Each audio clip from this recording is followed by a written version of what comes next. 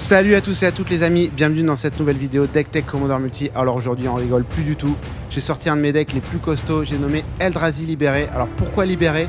Liberator c'est le commandant, il coûte 3, il a le flash et il vous permet de lancer tous vos colorless spells, tous vos artefacts comme s'ils avaient le flash.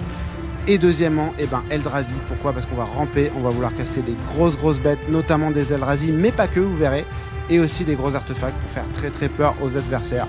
Alors on va revoir en détail tout le contenu du deck, mais j'ai préféré aussi vous montrer les cartes en réel, on va les voir en vrai parce que ce deck c'est un de mes plus pimpés. A tout de suite.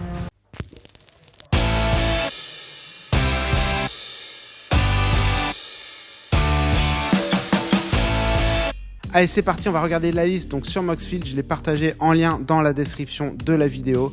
Alors cette liste, elle a beaucoup évolué depuis la création du deck. À la base, c'était ce deck-là, le deck préconstruit Zulodok de Commander Master, donc un deck que j'ai beaucoup aimé jouer, mais j'ai vu que Zulodok, il était très compliqué parce qu'il se faisait gérer très vite et en fait vous faisiez tout pour pouvoir déclencher sa capacité de cascade, mais en fait vous pouviez jamais parce que Zulodok se faisait tout le temps gérer. Donc en fait je me suis dit je vais trouver une alternative et je vais devoir un petit peu ajuster le deck. Donc vous verrez il y a un peu moins d'Eldrazi que dans un pur deck Eldrazi, mais il y a quand même une grosse base, donc ce qui me permet du coup de pouvoir principalement ramper. Donc vous allez voir il y a beaucoup de cailloux, on va regarder un petit peu les tags là. Ramper et ensuite poser soit des gros artefacts, soit des grosses créatures. Donc vous voyez j'ai 20 cartes de plus de en coup de mana de 7 ou plus. J'ai 15 cartes de pioche. J'ai une carte qui donne le flash, j'ai 13 gestions, donc c'est aussi un deck qui permet vraiment de bien gérer les adversaires. J'ai quelques sorts de protection, donc ça à la base c'était vraiment pour Zulodok pour le protéger. J'ai un petit peu réduit parce qu'il y a un peu moins besoin, mais vous êtes quand même content quand votre Libérator grandit de pouvoir le protéger. J'ai 25 sorts de rampe. Alors sorts de rampe, il y a aussi beaucoup de terrain. Vous allez voir que du coup, vu qu'on joue colorless, il y a énormément de terrains utilitaires qui font juste du mana incolore, mais qui vous permettent de faire vraiment de l'utilitaire, à piocher, etc. À même faire des tutors. J'ai 5 tutors comme vous pouvez le voir, et les terrains et quelques cartes utilitaires. Au final, si j'enlève les tags pour vous montrer un petit peu aussi combien ça fait en nombre de créatures, Planeswalker 2, créatures 21, 4 sorceries, 3 instants, 32 artefacts, donc voilà, le deck est vraiment très principalement basé sur les artefacts, 2 enchantements et 35 landes, et vous verrez, ça suffit largement parce que franchement, vous allez tellement ramper que vous allez voir, ça va aller très largement. Allez, c'est parti, on passe aux cartes et du coup à toutes les stratégies du deck. Allez, c'est parti, on passe en réel. On a sorti toutes les cartes de la magnifique boîte Ultimate Guard qui, je trouve, va très bien avec l'environnement, l'univers de couleurs de ce deck. Et donc, c'est parti, on va revoir. Donc, on commence par Liberator. Donc, le commandant, grosso modo, qu'est-ce qu'il fait? Il a 1 de vol en flash pour 3. Vous pouvez jouer tous vos sorts colorless et artefacts comme s'ils avaient le flash. Et sa deuxième capacité qui est très fort aussi, c'est qu'il va grossir à chaque fois que vous allez lancer un sort dont le coût de mana est supérieur à la force du Libérator, vous allez mettre un marqueur +1. Donc voilà, vu qu'il a que 1 de force, il va très rapidement monter. Moi je l'ai parfois fait monter à plus de 10. Et donc au final, vu qu'il a le vol, c'est aussi une condition de victoire, vous pouvez aussi taper très fort en dégâts de commandant. Donc très rapidement pour rappeler comment vous allez battre l'adversaire, vous allez ramper, vous allez poser des cailloux, vous allez gérer le board des adversaires et ensuite vous allez mettre des très gros sorts type Eldrazi ou des grosses cartes, gros artefacts qui vont vraiment permettre de gérer la situation et de tuer vos adversaires. Mais voilà, il y a cette petite condition alternative. Je pense qu'aussi le deck pourrait potentiellement être joué en Voltron, à voir. Mais voilà, la complexité, c'est qu'il y a peu de sorts de protection. Donc, ce que j'aime bien aussi, du coup, avec la modification, quand je suis passé, comme je vous l'ai dit, de Zulodok à Liberator, c'est que vraiment, c'est beaucoup moins centré sur le commandant. Donc, ça, c'est ultra intéressant à jouer en stratégie. Parce que quand vous centrez tout sur un commandant, dès qu'il se fait gérer, c'est très compliqué de revenir. Lui, honnêtement, vous pouvez tout à fait jouer sans le commandant. Alors, c'est quand même vachement intéressant d'avoir le flash, mais si vous l'avez plus, honnêtement, vous continuez la partie sans problème. Sans problème. Alors après, pourquoi c'est quand même cool d'avoir le flash et pourquoi j'ai mis la petite cigale, c'est que voilà, si Liberator se fait gérer, et ben je peux refaire l'effet avec la cigale. Mais comme je vous l'ai dit, c'est vraiment pas obligatoire d'avoir le flash, même si honnêtement dans le deck, c'est ce qui fait tout le charme du deck. C'est qu'en fait, vous prenez votre tour et en général, vous ne faites rien, vous dites allez, c'est à toi de jouer, et du coup, vous allez jouer par surprise et personne va oser vous attaquer parce qu'ils savent jamais ce que vous allez poser, et donc c'est vraiment très cool. Il y a des whiteboards qui passent. Vous attendez votre tour, vous posez vos créatures juste avant votre tour, donc tous les boards sont passés, vous rejouez et vous redites fin de tour, et ensuite voilà, donc c'est ça qui est vraiment génial avec ce deck. Et Liberator au final se fait peu gérer parce qu'un petit commandant à 3 qui fait des choses puissantes, mais finalement pour les autres ils s'en rendent pas trop compte, en général il se fait pas gérer, donc ça c'est très cool.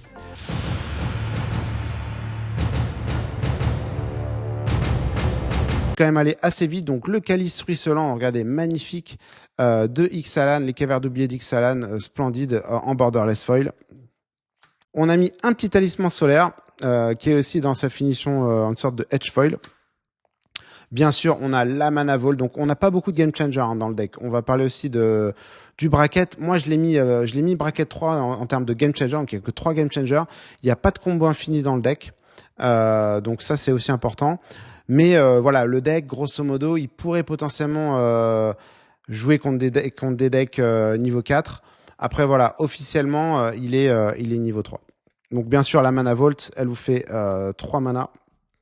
Mais elle se détape pour 4. Mais vous allez voir qu'il y a d'autres moyens de la détaper. Bien sûr, un magnifique anneau solaire de Mark Poole, Commander Master Borderless, que j'aime beaucoup. Une petite pierre de l'esprit, donc encore une fois, caillou à 2, qui vous permet de piocher. On a le monolithe de basalte, donc voilà, hein, ils ajoutent 3 mana incolore, il faut taper 3 pour le dégager. Donc pareil, on va vouloir avoir des effets pour dégager l'artefact gratuitement. On a le Dynamos Run, encore une fois, Commander Master, Borderless, splendide, ils ont vraiment fait un super boulot dans ce set. Et donc il est magnifique. Pour 4, il ajoute 3 incolore, donc c'est trop fort. Le Stone Speaker, que vraiment je trouve hyper intéressant aussi. Alors il coûte 4, mais il ajoute que 2. Mais sa deuxième capacité quand même, elle permet d'être très résiliente, parce qu'au bout d'un moment, vous avez tellement de mana, ça arrive, hein, vous avez trop de mana, vous faites 20, 25 mana. En fait, vous avez plus besoin de vos cailloux, et lui, vous le sacrifiez par exemple, et vous pouvez exiler un cimetière et piocher une carte. Donc lui, vraiment super fort dans ce deck. L'archive Hédron, donc là en Secret Lair, regardez, c'est une pure merveille, elle est magnifique. Donc elle, pareil, hein, c'est un peu comme l'autre, sauf que elle permet de piocher 2 cartes si vous la sacrifiez. Donc c'est un très bon caillou aussi dans ce deck. Le Gilded Lotus, lui, il ajoute 3 mana d'une couleur, donc pour 5. Donc là, ça commence à ramper très fort. Et donc là, pareil, hein, en Retro Fan Foil, splendide. Le Dreamstone Hédron, donc lui, je l'ai trouvé en Halo Foil. Là, on voit un petit peu le halo là, à la caméra. Donc voilà, 6, il vous fait ajouter 3. Mais vous pouvez piocher 3 cartes en le sacrifiant. Donc voilà, encore une fois, il est hyper résilient et lui, il me fait très plaisir. Alors ensuite, on va ramper aussi avec des créatures, les amis. Donc bien sûr, on a l'Ornithoptère de Paradis, donc là en Edge Foil.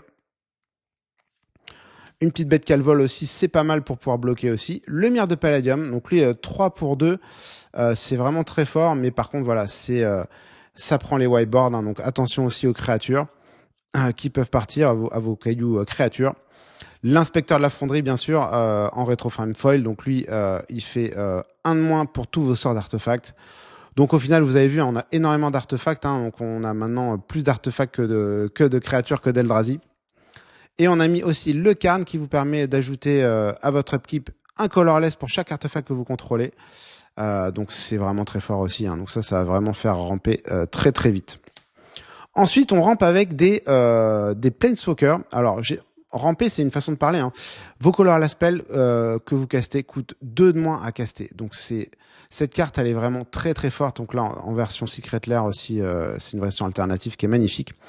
Et il a son +1 aussi, donc vous pouvez exiler une carte face cachée, vous créez un 2/2 Spirit, et quand le token quitte le champ de bataille, vous mettez la carte dans votre main.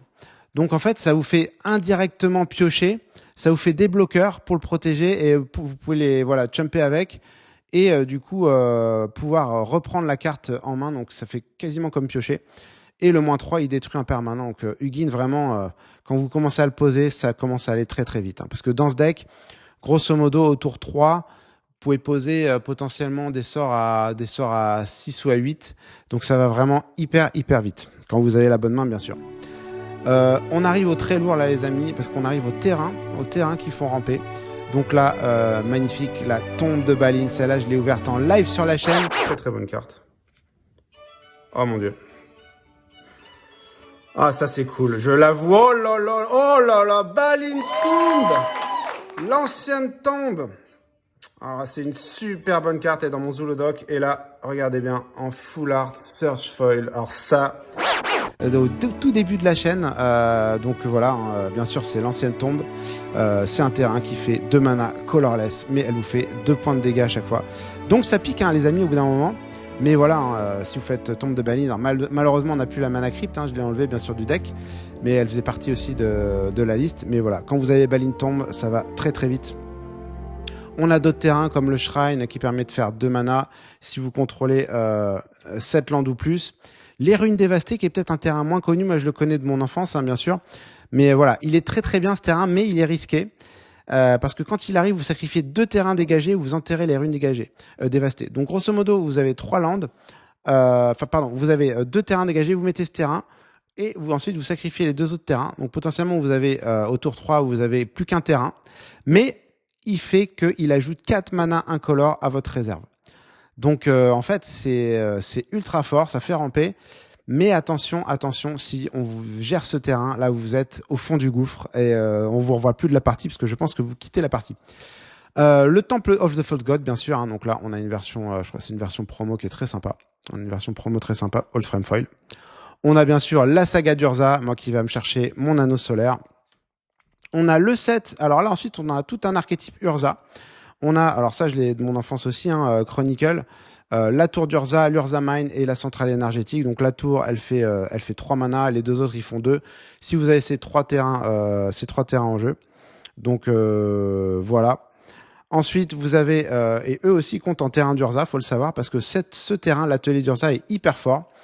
Il fait que vous ajoutez 1 mana incolore pour chaque terrain d'Urza que vous contrôlez. Donc il faut contrôler 3 artefacts ou moins, vous en aurez toujours 3. Et donc c'est très fort parce que si vous avez une tour d'Urza et un atelier d'Urza par exemple, la tour d'Urza est un terrain d'Urza aussi, donc lui il va faire 2 mana. Mais vous avez aussi d'autres terrains d'Urza. Vous avez l'usine d'Urza, vous avez l'Urza's Cave qui en plus elle permet d'aller chercher un land, donc c'est très fort. Et vous avez le Planar Nexus qui lui a tous les noms de basic land type. Donc voilà, donc c'est très cool pour ramper aussi avec ces terrains. Et bien sûr, Modern Horizon 3, on a mis le Hugin Labyrinthe, donc voilà, qui va donner 2 incolores avec une carte exilée, et vous pouvez la ramener dans votre main en plus, donc voilà. Et là, c'est la version borderless qui est sublimissime. Et on a aussi l'œil du Hugin, alors lui, je l'avais chopé à 15 €, un truc comme ça, juste avant, quand ils ont annoncé ce commandant. Je l'ai acheté très vite au départ, il était vraiment pas cher, il a monté à des prix vraiment exorbitants, il doit être à 50 € au moins, je pense. Mais voilà, il est très fort. Pourquoi? Parce que tous vos sorts Eldrazi incolores coûtent 2 de moins à lancer. Et pour 7, vous allez chercher une carte de créature incolore, vous la mettez dans votre main. C'est vraiment incroyable ce land. Et bien sûr, le temple Eldrazi. Donc c'est la même chose, 2 mana incolores. Mais par contre, vous pouvez lancer que des sorts Eldrazi ou des capacités Eldrazi. On a fini pour le ramp, donc vous voyez c'était la grosse partie du deck. Maintenant on rampe pourquoi les amis? On rampe pour poser des gros sorts, des grosses créatures.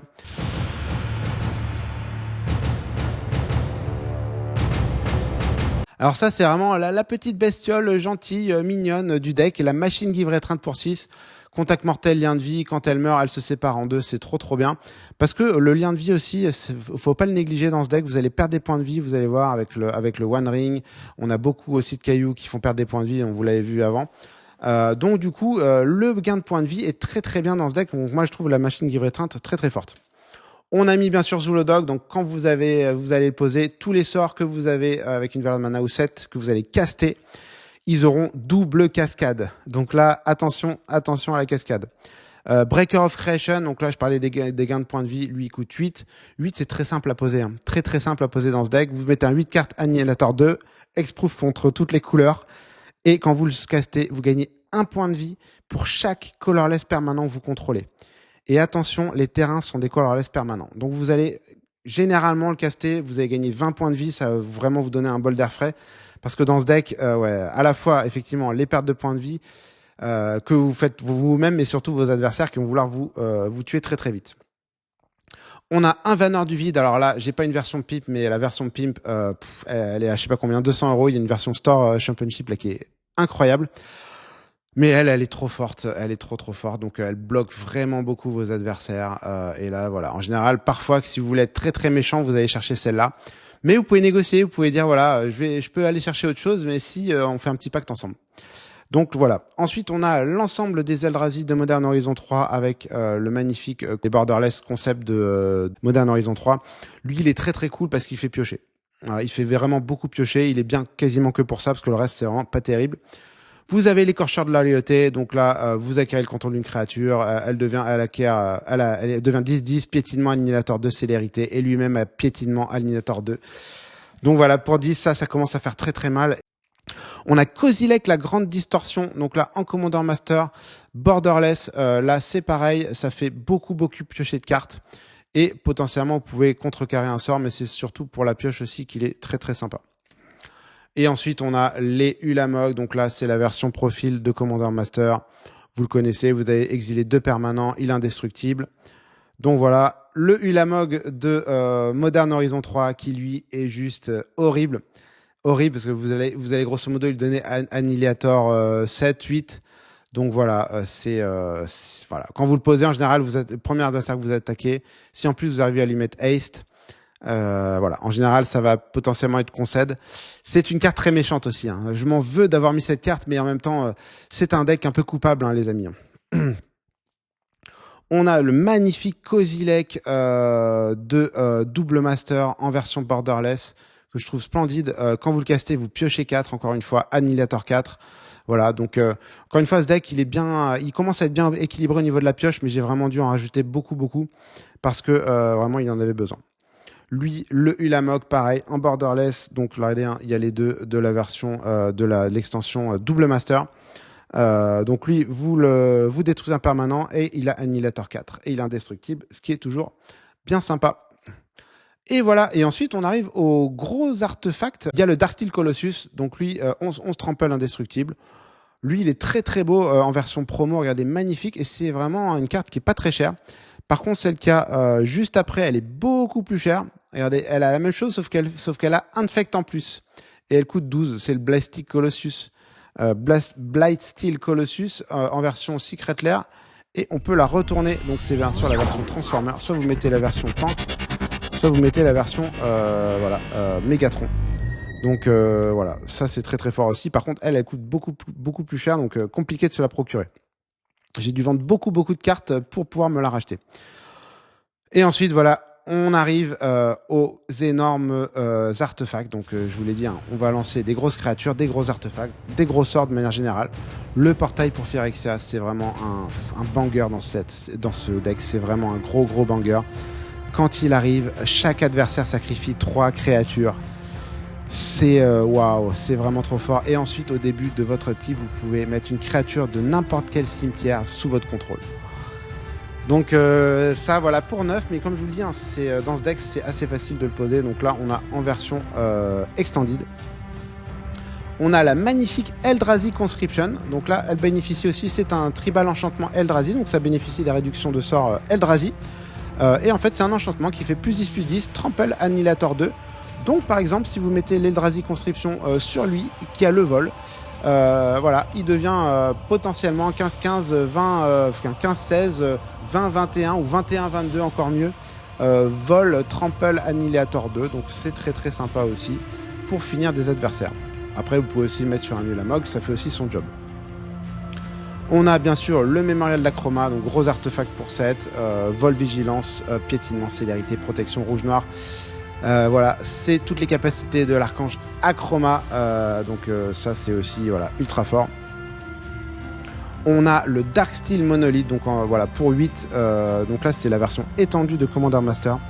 Il est indestructible et ce qui est hyper fort, c'est qu'à chaque tour vous pouvez caster pour 0 un colorless spell que vous castez de votre main. Mais attention, c'est pendant chaque tour Mais du coup, ça marche aussi dans les tours de l'adversaire. Donc de base, cette carte est forte, mais elle n'est pas aussi forte que quand vous avez Liberator, parce que quand vous avez le flash en plus, les amis, voilà, à chaque tour de chaque à vous et de chaque adversaire, vous pouvez caster pour 0 n'importe quelle carte de votre main. Donc tout ce que je vous ai montré, vous le castez pour 0.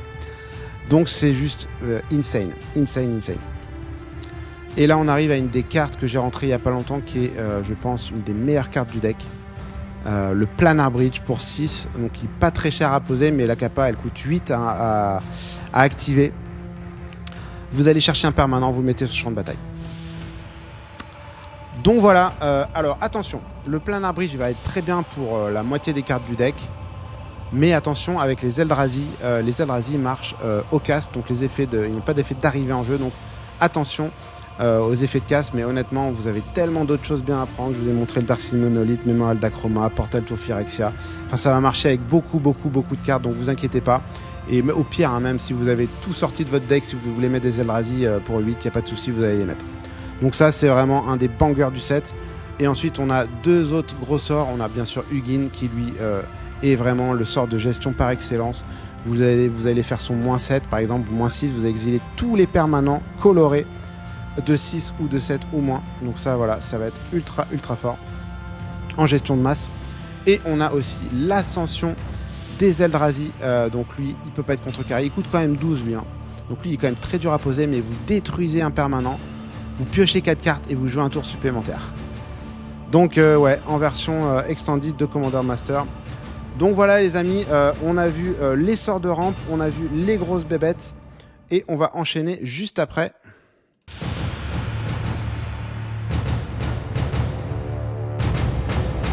On va enchaîner les amis avec les sorts du coup de pioche, à commencer par le rampeur griffonnant. Donc lui c'est un petit peu un groupe hug, donc lui tout le monde va apprécier. Chaque joueur pioche une carte au début de votre entretien, mais après les adversaires ils vont se faire piquer un petit peu. Voilà, c'est un artefact de fondation 3-2, une créature artefact 3-2 pour 3 que je trouve vraiment très cool pour piocher dans ce deck. On a l'épée de Fire and Ice, donc elle est splendide, celle-là, c'est la version double master, borderless foil, donc celle-là aussi, elle est très compliquée à avoir, mais franchement, moi j'adore le dessin, j'adore vraiment le dessin de Dan Dos Santos, splendide, donc là, elle vous fait piocher quand elle fait des dommages à un joueur, donc là, vous la mettez sur le Liberator. Grosso modo, il a +2/+2, protection contre rouge et bleu, et il inflige 2 blessures à une target, et vous piochez. Donc voilà, vu que le Liberator a le vol, ça va très bien marcher. Vous allez sans problème pouvoir connecter et pouvoir piocher avec votre commandant. On a mis bien sûr le Palantir qui permet de piocher. On a évidemment l'anneau unique. Alors là, j'ai mis la version normale. Ma version la version du bundle est dans ma collection. Mais voilà, les autres versions sont juste très chères. Donc pour l'instant, j'ai gardé celle-là. Mais voilà, l'anneau unique, c'est une carte de pioche par excellence. Et vous allez voir qu'avec quelques artefacts qui permettent de taper vos artefacts, vous allez pouvoir faire son effet vraiment beaucoup. Et c'est très fort. Alors, attention, encore une fois, hein, aux pertes de points de vie. Je suis très content parce que j'ai casé Leather Spark, Ether Drift. Et elle est vraiment bien aussi sur Liberator. Vous l'attachez donc au Liberator, vous mettez un compteur +1 sur Liberator. Et grosso modo, quand elle fait des dommages pendant votre tour, vous mettez autant de compteurs loyauté. Donc grosso modo, vous allez pouvoir faire son pioche de cartes voilà, assez régulièrement. Ou potentiellement, moi je l'ai déjà fait sans problème, ajouter 10 mana d'une seule couleur. Voilà, donc si vous le mettez sur un Eldrazi, il va infliger énormément de points de dégâts. Donc il va prendre beaucoup de marqueurs loyauté. Et donc vous allez pouvoir faire son -10. Qui vous fait du coup reposer une carte à 10 ou plus, donc c'est trop fort. On a placé le Mind's Eye, qui est un des meilleurs piocheurs en artefact, je trouve. À chaque fois qu'un adversaire pioche une carte, vous pouvez payer 1, et si vous le faites, vous piochez une carte aussi. Donc ouais, c'est vraiment très efficace. Vous allez un minimum piocher 3, mais parfois les adversaires piochent plus, donc voilà. En plus, comme vous jouez avec le flash, vous n'avez pas utilisé encore vos landes, donc vous pouvez l'utiliser pour piocher. Et là, donc c'est une version magnifique, une masterpiece de Kaladesh Invention. Donc elles sont vraiment splendides ces cartes. Et j'en ai pas beaucoup, hein, je pourrais en avoir plus dans le deck parce qu'il y en a beaucoup qui sont avec des artefacts. Mais j'ai pas libéré le budget pour ça, les amis. Le précurseur de la fin, donc lui il est très très sympa parce qu'il permet pour 2 de piocher une carte, donc ça moi ça m'aide beaucoup voilà, ça bloque aussi une créature, donc potentiellement une créature qui veut vous attaquer, elle peut pas vous attaquer. Donc j'aime beaucoup cette carte et en plus il se dégage pendant la phase de dégagement de chaque autre joueur. Donc voilà, potentiellement vous allez pouvoir faire son piocher une carte aussi à chaque tour d'adversaire, donc c'est ultra fort. Et ensuite on a quelques terrains qui font piocher, donc lui pour 5 si vous avez l'agrément de la cité. Le Bander's Enclave, donc lui vous piochez si vous avez une créature de 4 ou plus. La War Room, donc là dans la version Fallout, que je trouve vraiment très sympa aussi. Donc voilà, payer un nombre de points de vie égal au nombre de couleurs dans l'unité de votre commandant. Donc là, vous payez 0 points de vie, c'est trop bien dans ce deck. Et vous piochez une carte pour 3. Et le décombre des mers, donc là, vous pouvez le faire aussi si vous avez plus de cartes en main.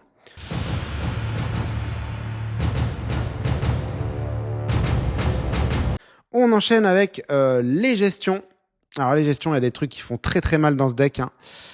Les gestions, ouais, en Eldrazi, ça fait mal. C'est assez punitif pour les adversaires. Donc j'ai mis un petit Torpor Orb. J'ai aucune créature, je crois. Je crois que j'en ai vraiment aucune qui fait de l'ETB. Et donc ça bloque tous les ETB des autres joueurs. C'est peut-être un petit peu méchant. Vous pouvez potentiellement le virer. Moi, je l'ai ajouté parce que certaines personnes de mon groupe jouaient Hushbringer, qui est la même chose en créature. Et ça m'avait beaucoup embêté dans mes decks. Donc moi, j'ai dit, allez, il n'y a pas de raison. Ce deck est un peu plus méchant. Je le mets aussi. On a la salve élémentaire d'annulation, donc soit elle contrecarre un sort, soit elle détruit un permanent multicolore. Pour 1, c'est trop fort. C'est trop fort, donc dans la version Modern Horizon 3 en foil. On a l'oblitération sélective. On a bien sûr All is Dust, tout n'est que poussière. Lui, donc il dit, chaque joueur sacrifie tous les permanents qu'il contrôle qui ont au moins une couleur. Donc ça, aïe, ça fait ultra mal. Je l'ai dans la version normale de Commander Master, mais j'ai une petite version qui me trotte dans la tête, qui est assez sympa aussi. On a la profanation de réalité, donc là pour 7 en éphémère, pour chaque adversaire, exilé jusqu'à un permanent ciblé que ce joueur contrôle avec une valeur de mana pair. Et en plus, si 3 mana incolores ont été dépensés, donc ce sera toujours le cas, vous renvoyez une carte de permanent avec une valeur de mana impair depuis votre cimetière. Le deuxième effet est bien, mais vous n'allez pas tant le faire que ça, parce qu'il faut vraiment avoir le sort qui va bien dans le cimetière. Après, voilà, c'est un bon sort de gestion. Calamité des Titans, donc pour 6 en rituel, en coût supplémentaire, vous relevez une carte de créature incolore de votre main et vous exilez chaque créature et Planeswalker avec une valeur de mana inférieure à celle de la carte révélée. Donc attention, parce que ça va aussi impacter votre board. Mais voilà, en général dans ce deck, vous n'avez pas énormément de créatures sur le board, donc voilà, vous n'avez pas non plus beaucoup de Planeswalker. Donc ça va surtout impacter les adversaires.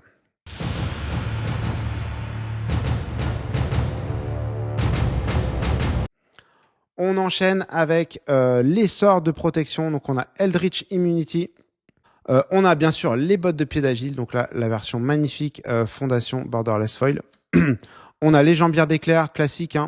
Ça, c'est la Ixalan Borderless qui est splendide aussi. Vraiment, j'aime beaucoup cette version. Et là, regardez, une de mes plus belles cartes, je trouve, de Scott Fisher. Splendide, la Commander's Blade. Dans ce deck, je pense que c'est dans ce deck qu'elle a le mieux sa place parce qu'elle a +3/+3 et elle a la protection pour chaque couleur qui n'est pas dans la couleur de son identité. Donc, grosso modo, ça a protection contre toutes les couleurs dans le deck Liberator parce que Liberator n'a pas de couleur, les amis, est incolore. Donc, ouais, c'est super puissant, super puissant. J'ai mis aussi des petits lands très sympas, vous allez voir. Donc, le porte-serre de Madara en extended, donc lui, vous pouvez du coup pour 4, vous pouvez le mettre sur le champ de bataille depuis votre main, en fait. Donc vous pouvez du coup mettre hors phase une créature ciblée. Donc en fait, si on vous gère par une de vos créatures, vous payez 4, vous la mettez sur le champ de bataille et vous dites non, ma créature passe hors phase. Donc c'est très bien pour protéger une créature. On a le sanctuaire de Tirith en extended foil qui permet de rendre indestructible. Donc ça, c'est assez pratique. Et j'ai mis le chemin du foyer, regardez, dans la version magnifique Borderless Foil de Commander des Anneaux. Chaque joueur acquiert le contrôle de toutes les créatures qu'il possède. Donc si on vous a piqué votre commandant, eh bien vous en récupérez le contrôle.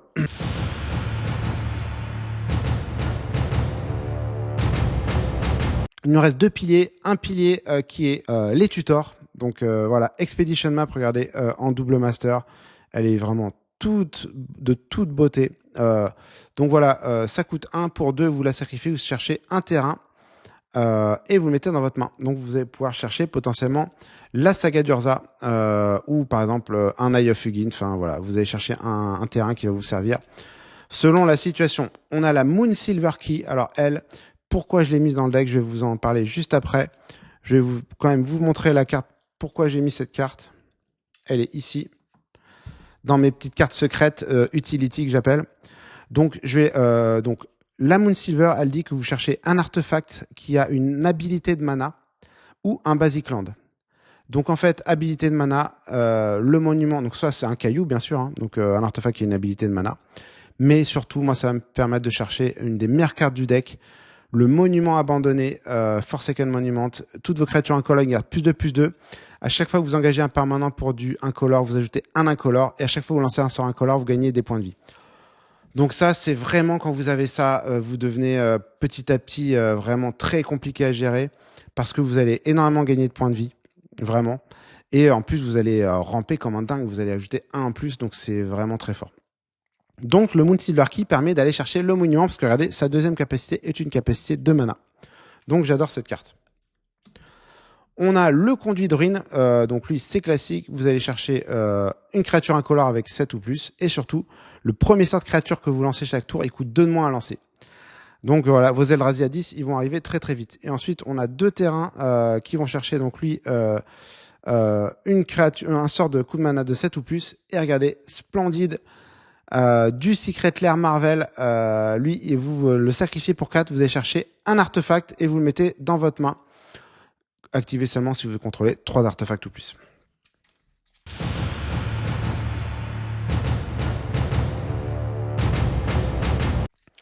On va terminer avec les cartes utility que je trouve vraiment sympa. Elles font pas vraiment partie d'une stratégie, mais elles vont vraiment beaucoup vous aider. Donc le monument abandonné, je viens d'en parler. On a cette magnifique ombre lance, regardez, Seigneur des Anneaux. Donc là, encore une fois, pour gagner des points de vie, grosso modo, c'est vraiment pour ça. Et aussi pour pouvoir gérer la défense talismanique, l'indestructible, qui peut être très utile aussi. Mais voilà, lien de vie sur votre libérateur qui va être 8-8, 10-10. Ça va être très très cool. Donc vous avez le Allspark, le Doubling Cube. Donc ça, c'est très fort. Ça commence à être utile à 7 landes.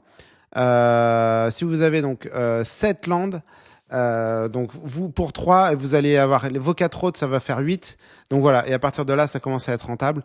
Mais ouais, c'est trop fort, ça double vos mana. Donc c'est là où vous pouvez faire vraiment des plays où vous allez jouer 10, vous allez jouer 15, 20, 25 mana dans le tour. Donc c'est ultra fort. Et regardez, il y a une petite surprise dans ce Doubling Cube. Il se retourne comme le Blightsteel Colossus qu'on a vu tout à l'heure. Donc là, voilà, potentiellement, vous pouvez choisir la face que vous voulez. Moi, je vais mettre celui-là. On va changer. Tac. Magnifique Doubling Cube Secret Lair. Ensuite, on a le Adaptive Omni Tool. Ça, je suis très content. Je l'ai chopé de Heather Drift en Extended. Et en fait, ça fait énormément, entre guillemets, piocher. Elle a +1 pour chaque artefact que vous contrôlez. Donc, vous allez l'équiper à votre libérateur. Vous allez avoir 10 artefacts. Elle va avoir +10. À chaque fois que la créature équipée attaque, vous révélez les 6 cartes de votre librairie. Vous pouvez révéler un artefact et le mettre dans votre main. Donc voilà, ça va vous faire vraiment piocher à chaque fois. Et donc, moi, je trouve ça très cool comme carte. Et aussi un peu en mode Voltron pour booster énormément votre commandant qui va devenir très gros. La Unwinding Clock, donc ça en Retro Frame Foil, celle-là, elle est vraiment incroyable. C'est un des meilleurs artefacts du deck. Vous untapez tous les artefacts que vous contrôlez dans chaque étape d'untap des adversaires. Donc ça permet de détaper la mana creep, la mana vault sans payer son coût, de détaper le monolithe de basalte sans payer son coût. Et vu que vous avez le flash, du coup, vous pouvez rejouer des sorts pendant le tour de vos adversaires. Donc c'est vraiment juste incroyable. Vous détapez le One Ring, vous détapez le Planar Bridge qu'on a vu tout à l'heure, vous refaites son effet. C'est incroyable. C'est vraiment incroyable. Moi j'ai eu des parties où j'ai eu Unwinding, Planar Bridge, One Ring, avec plein de cailloux. C'est du grand n'importe quoi cette carte. Mais j'adore. Et ensuite bien sûr le Écho d'éternité. Donc celle-là aussi c'est un enchantement tribal Eldrazi en plus. Donc vous pouvez réduire son coût avec les autres cartes qu'on a vues. Donc les capacités déclenchées d'un sort incolore, elles se déclenchent une fois de plus et quand vous lancez un sort, vous pouvez le copier. Donc voilà, hein, ça c'est potentiellement un finisher, un banger. Et j'ai mis le petit Chimil, le soleil intérieur, parce qu'il est très cool, hein, en borderless Ixalan. Vos sorts ne peuvent pas être contrecarrés, donc ouais, ça sert beaucoup. Et étape de fin, vous découvrez 5. Donc voilà, vous allez pouvoir aller chercher un petit caillou et ramper encore plus. Et je vous montre très rapidement les derniers lands du deck. Caverne des âmes, phare hermétique, la petite mine des mortérins de mon enfance qui permet de gérer un land. Le Vesuva qui lui est très cool parce qu'il va copier un land sur champ de bataille. Hein, donc ouais, ça va faire très très mal avec tous les lands qu'on a. Le dispensaire l'envoûteur, donc là pour gagner lifelink si vous avez plus assez de points de vie. Là vous allez rendre imbloquable votre commandant qui va être très très gros. Vous gérez les graveyards, donc là c'est la version Fallout aussi qui est vraiment très très jolie. La Burying Reed, donc là vous retournez un artefact de votre cimetière dans votre main. Et pour finir les amis, les deux petites wastes. Regardez, je n'ai que 2 terrains basiques, mais regardez, c'est quand même les plus beaux, les terrains basiques. Secret Lair de Fallout que je trouve splendide. Et voilà les amis, j'espère que cette petite vidéo Deck Tech Commander Multi sur les Eldrazi libérés vous aura plu. Donc ça vous donnera, j'espère, envie de jouer Colorless, Artefact. Surtout, n'hésitez pas, donnez-moi vos feedbacks, vos retours, parce que la liste, bien sûr, est en constante évolution. J'ai encore plein de cartes que je prévois d'ajouter. Et donc voilà, un grand merci à vous pour votre fidélité, vos commentaires. N'hésitez pas, bien évidemment, à vous abonner. Et puis, je vous dis à très bientôt, parce qu'il y a Final Fantasy qui va arriver et ça va être du très lourd. À le plus!